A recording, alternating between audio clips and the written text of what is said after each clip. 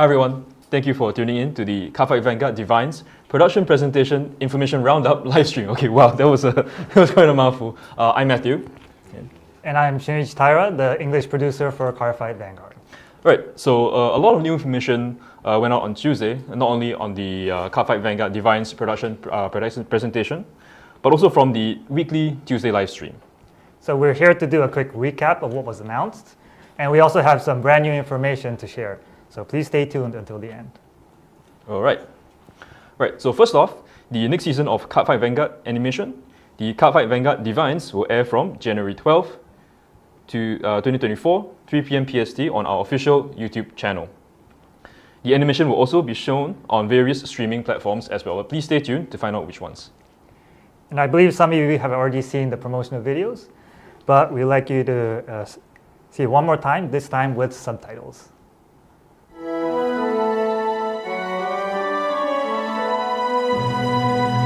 誰に聞いたのか覚えてないけど、小さい頃からずっと心に残っている言葉がある。わずかな光でも手を伸ばした者にのみ奇跡は舞い降りる。もし願いを叶えたいなら、運命を変えたいのなら、俺は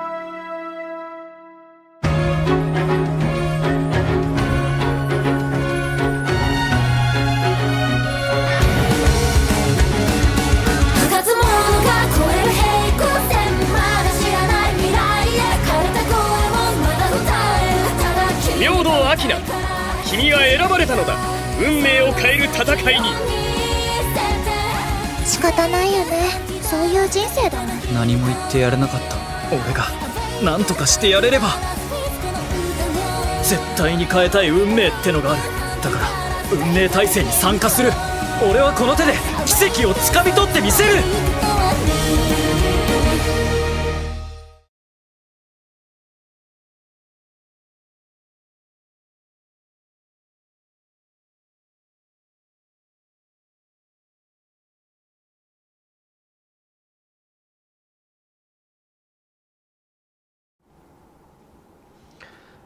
Everyone has a fate they wish to change. One day, 6 cards known as the 6 Desires were born with power to change fate. 6 fighters were chosen and would come to possess those 6 cards. What awaited them was the fated clash, where they would fight each other until the end, and the last one standing would have any wish granted. A youth named Akina Miyodo, who wants to help his frail sister, participates in the fated clash to have his wish granted. And thus, he throws himself into battles with powerful fighters. So the main key points for the seasons are Fated Clash and the 6 Desires. So what exactly will happen this season? Stay tuned to find out on January 13th or 12th, depending on where you live. And next, let's take a look at the characters. All right, here we go. So first off, we have our protagonist, Akina Miyodo, voiced by Toshiya Miyata. So Akina is a second-year high school student, and he's the owner of the Fated One of Miracles card from Kita Sanctuary. A nurturing older brother, he takes care of his frail sister Hikari in place of their working father. Influenced by Hikari and his senior at work, Nao, he has some interest in Vanguard. His encounter with Gabrielius brings him into the Fated Clash. Akina's main unit is Fated One of Miracles Rezaio from Kita Sanctuary. So I think it looks pretty cool. So honestly, I'm quite interested in this card. I'm a bit of a Kita Sanctuary person myself right now, so yeah, it's also interesting to see that Akina himself is a little bit older than Yu when we first started. And also something interesting, I believe this was mentioned also, but the voice actor, Toshiya Miyata-san, is a card fighter and even plays in tournaments when he can. Right, that's pretty cool. So next, we have a familiar face from a previous season, Taizo Kyokura, voiced by Takumi Mano. So he's the owner of the Fated One of Guiding Star card. He is the scion and young president of the Kyokura group. He started a business related to Vanguard, which was his long-cherished dream, and spends his busy days as a businessman. He always treats women with kindness and behaves in a gentlemanly manner. His main unit is one that we're all familiar with, a Fated One of Guiding Star, Welstra Blitz Arms from Brangate. So as you can see from the artwork, seems like Welstra has upgraded or evolved and has a new mechanical arm that is hanging. All right. Okay, so next up we have another familiar face that we all love and hate, which is Masanori Iseki, voiced by Shuta Morishima-san. So Masanori is the owner of the Fated One of Taboo card. His words and actions are always suspicious. He's powerful as a vanguard fighter and goes far back with Megumi and the others. While he doesn't mind being seen as evil, he also acts as a priest from his family business. His main unit is Fated One of Taboo, Zorga Nadir from Stoicheia. Honestly, I think it's great that we see Masanori getting a bigger role in Divinez compared to previous seasons. And also, so I'm not sure what's up with this, but Zorga has tentacles now. What's happening? I think it looks kind of cool, but yeah, we'll see what new abilities he'll get in the future. So next up, we have a new character from Divinez, starting with Nao Inabe, who is voiced by Yuka Nishio. So Yuka Nishio is actually the voice actor for the main character for the digital game Vanguard Dear Days. But here she joins the anime. So Nao is a first-year university student in the literature department and the owner of the Fated One of Unparalleled card. She is a senior at the family restaurant where Akina works. She attends a professional training facility aiming to go pro. With a caring nature and a refreshing personality, she's liked by everyone. Her main unit is the Fated One of Unparalleled Varga Dragres from Dragon Empire. So as you can see, the dragon has a bit of a warrior or a ninja appearance to it. So could it possibly be like a stealth dragon? Right, yeah, that's what I was thinking as well. Looks pretty cool. All right, so next up, we have Mikoto Saito, voiced by Haruki Iwata. So Mikoto-san is the owner of the Fated One of Ever-Changing card. She's a first-year student in Akina's high school. She's constantly the center of attention in school, as she's a talented singer, and she works as a beautiful idol, but due to some reason, she suddenly declares a hiatus from her entertainment activities. Her main card is Fated One of Ever-Changing Chris Rain from Lyrical Monasterio. So I think the artwork is really, really stunning. This is like an idol-style character, I guess, hailing from Lyrical Monasterio as she is. I think everybody has kind of noticed as well, she's got a bit of a mermaid aesthetic, so maybe that's signaling like a mermaid comeback, we're not sure. All right, so moving on. So finally, we come to the last of the 6 desires, Suo Yobitsugu, voiced by Reiji Kawashima. So he is the owner of the Fated One of Zero card. He is in the same school year as Akina. While Suo doesn't get involved with anyone and shows no interest in anything, he demonstrates a genius-level skill in Vanguard. His main card is Fated One of Zero, Blankmeyer from Dark States. So I really like the details of the background in this artwork, and has a really dark feeling, has a sort of a pale moon or a dark irregular type of vibe. So yeah, really like this artwork. Yeah, the character kind of looks, I think some players have already mentioned, but he looks a little bit like Ibuki. Like maybe he has the same aura as Ibuki a little bit. It's pretty cool. All right, so moving on, we have Akina's sister, Hikari Myodo, voiced by Eri Yukimura. So Akina's sister, who is a third-year middle school student, she has a weak constitution and is often in and out of the hospital. She currently wants a new set of pajamas with a rabbit design. So that's a very specific choice of, I don't think you can see it on the slide, but that's a very specific choice of pajamas. Right, cool. All right, moving on. So next we have another character returning from the previous season, Megumi Okura, voiced by Amane Shindo, a third-year high school student and the leader of Team Blackout. As she's already gotten an informal acceptance, she spends her free time working part-time at a card shop. In school, she's adored as Gloria Vanguard Meg, the lady gifted with both wit and beauty. So as you can see, she has the apron on, and as explained, she's working at a card shop now. And of course, her iconic unit, Magnolia Elder. All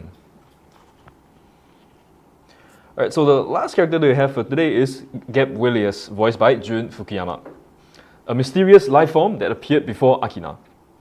It looks like a plush toy no matter how you look at it, and it's also known as Geb.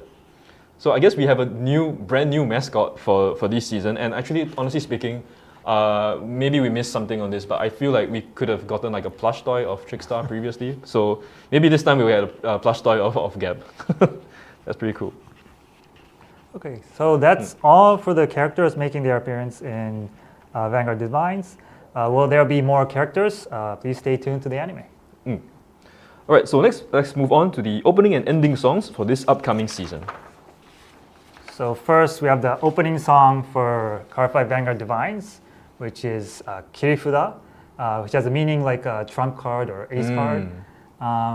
This is by Virtual Witch Phenomenon, which is a virtual group, also known as VWP. And next up, we have the ending song. It's Brilliance of Wings, sung by one of the latest bands to join Bang Dream, Morphonica. Right, and that's all we have for the anime portion of this broadcast. So let's move on to upcoming TCG information. So what do we have first, Taira-san? So first, we would like to announce the update to the Fighters rules for the English edition of Cardfight Vanguard. So similar to the Japanese version, we'll be implementing a restriction to the premium format for Prism on the Water Murtoa. So this will take effect from February 2nd next year, which is just in time for the World Finals. So for more detailed information, please stay tuned for the official website. All right, and next up, we have updates to the rules for Cardfight Vanguard. So the first thing to focus on is, of course, the changes to the deck size for the standard format. So instead of 50 cards across the main deck and right deck, the main deck must contain exactly 50 cards now, and the right deck must include up to 1 copy of each grades 0, 1, 2, and 3 units, as well as 1 copy of a right deck crest. This means the total deck size with both decks put together is 54, not including the right deck crest, but more on that later. So we also have some Q&As to do some quick rule clarification. So the first question, firstly, is the card quantity limit in the main deck and right deck counted separately? For example, can I put 4 copies of a card that is used in the right deck into the main deck? Right, so you can. So the quantity is total from both the main deck and the right deck. You can have a maximum of 4 or less copies of a card in total of the main deck and right deck. You can only have a total of 16 trigger cards in the main deck and right deck as well.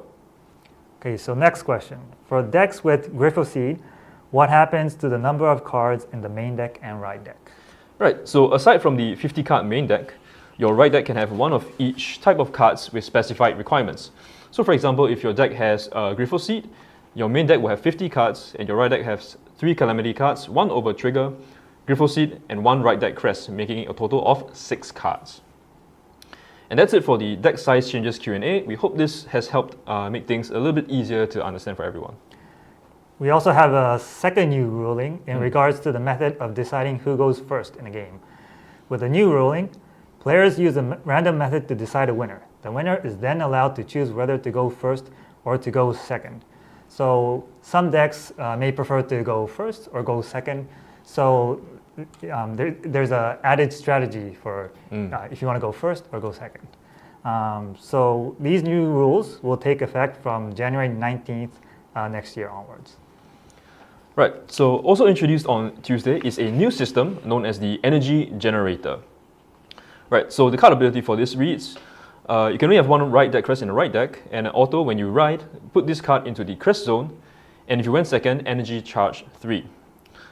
Continuous, you may have up to 10 energy, and auto at the beginning of your right phase, you energy charge 3 as well. So activated ability once per turn, you can energy blast 7 and draw a card. So all these abilities are on the card itself. So the new Energy Generator is a right deck crest that's found only in your right deck, and by collecting enough energy, you'll be able to draw cards with just this effect. So we also have a Q&A for this to explain this system further. Okay, so the first question, while I have 8 energy, I energy charge 3. How much energy do I have in total? Right, so as you can only have up to 10 energy, you have 10 energy. Okay, next question. After getting the Energy Generator crest, can I get other crests? Yep, you still can get other crests. So the third question, when keeping track of energy, can I use other items such as dice or counters?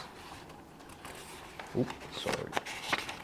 Right, so you cannot. You can use the energy counter found in the startup trial decks or from energy cards coming in future products. So, next slide, can we put Energy Generator into the main deck? No, you cannot put it into the main deck. You can only put ride deck crest cards into the ride deck. Right, so but can I put energy generator in my deck for V Premium and V Premium format? No, you cannot do so. It can only be used for the standard format because only the standard format has the ride deck.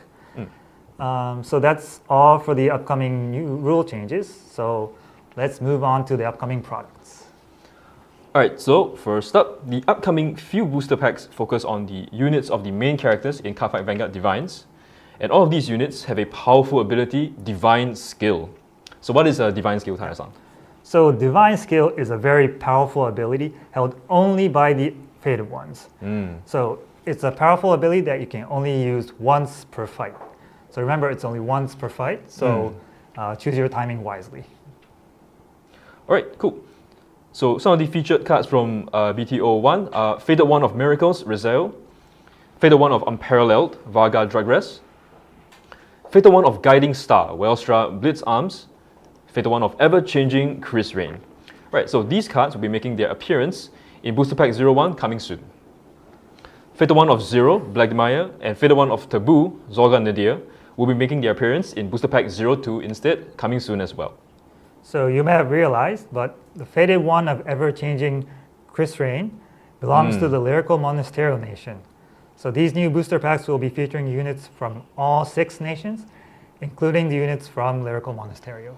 Right, so not only that, other than the units introduced earlier that will be featured in the animation, many other important staples for making a complete deck can also be found in these booster packs. So let's take a quick look at them. Yes, so we'll start from the left. We have the Sentinel cards. And these look like the units with brand new illustration that can also be found in the startup trial decks. And next to them in the middle are the basic trigger units. So these 4 trigger units are nationless, so can be used in all decks of nations. Yeah. Wow, so this definitely will come in handy for anyone building a fresh new deck from these booster packs. And on top of that, it looks like we'll be getting reprints of the over triggers in these new boosters as well. So not only are the 6 nation unique over triggers included, so Spiritual King's Valnaught and Idos Pharaoh from Special Series 5, the Festival Booster, will also be reprinted as an overall double rare card. Okay. I think it's one of the things that we can note is like the Sentinels are no longer just dragons, right? Because a lot of them used to be dragon hours. So this is like quite a nice update. And I guess it's also cool that we're getting the reprints for, what was it? Valnaught and Idos Pharaoh. Yeah, those are pretty sought after right now, I think. So those are pretty good. So it's a new opportunity for new players to join the game. So it'll make these cards easier to get for new players as well. That's right. And with a new season and a new cast, we have a new beginner-friendly product lineup as well. This is the best time to get your friends into Vanguard. Yes, so we have the startup trial decks launching first on April 19th, 2024. So the units included these trial decks have no ability text since we wanted to make it very friendly for new players to come in. But there are the grade 3 Vanguard units and the Sentinel unit cards has the abilities. So this will help, again, new players to start this game. And also we have plans of preparing a tutorial video.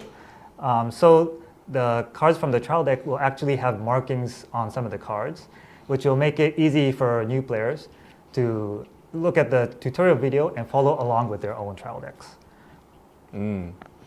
Yep, there will also be a PR card pack containing a random effect trigger and a Sentinel unit card for that specific nation. The startup trial decks will also include a pack of 58 sleeves featuring the Vanguard unit illustration for that trial deck. So let's take a look at when our products are being released again. The stand-up trial decks will go on sale April 19th, 2024. As for Booster Pack 01 and 02, stay tuned to our official channels for when they will be releasing. Alright, so I think that's most of the new information covered. So let's move on to something a bit more exciting that we've been preparing on the side, and that is upcoming tournaments.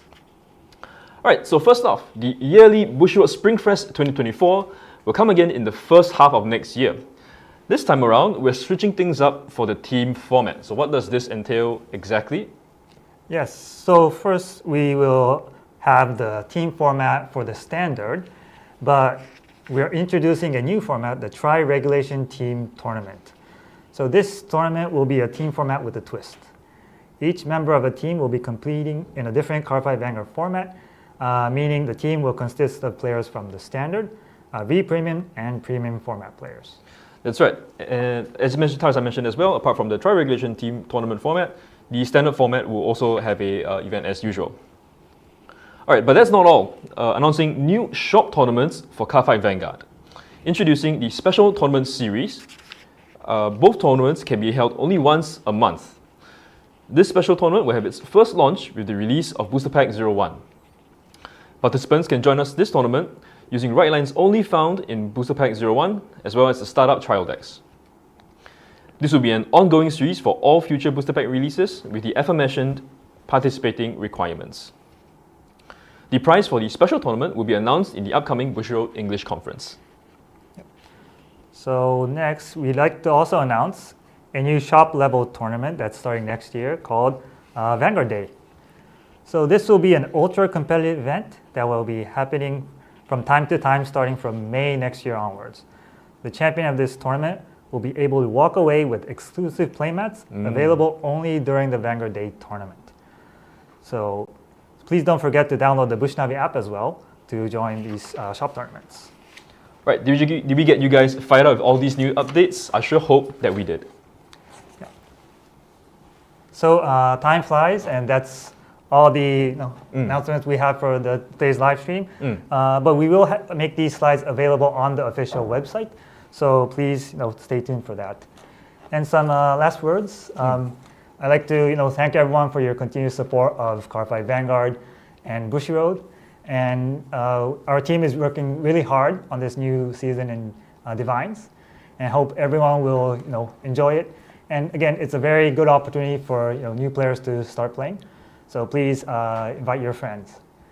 And yeah, so we wish everyone happy holidays, happy New Year, and we look forward to meeting you at future events.